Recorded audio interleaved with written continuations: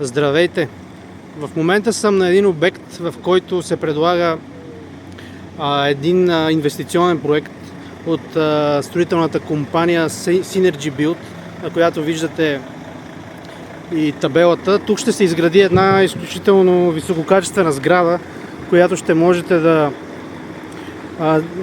може да си закупите апартаменти на доста добри цени, тъй като сградата се намира в изключително комуникативната част на квартал Манастирски ливади.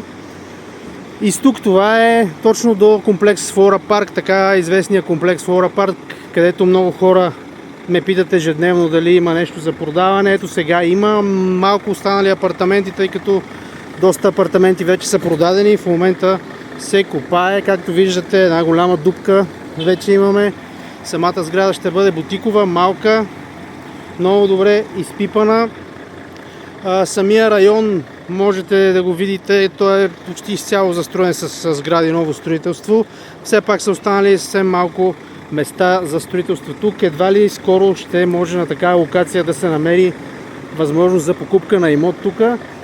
Локацията е известна на хората от квартала, както и на хората, които обичат така да са в среда с нови сгради, ново строителство и в същото време с гледка към Витоша. Както виждате, тук ще бъде и така уникалния по рода си линеен парк, който също е едно много добро място, където може човек наистина да почива качествено с семейството си и със своите близки.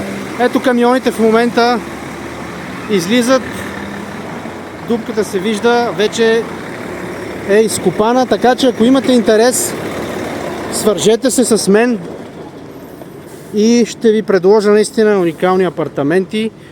За съжаление, пак казвам, количеството е ограничено, но който има интерес, моля да ми се обади, за да направим съответно и постъпките пред инвеститора, с който ще можем да се договорим.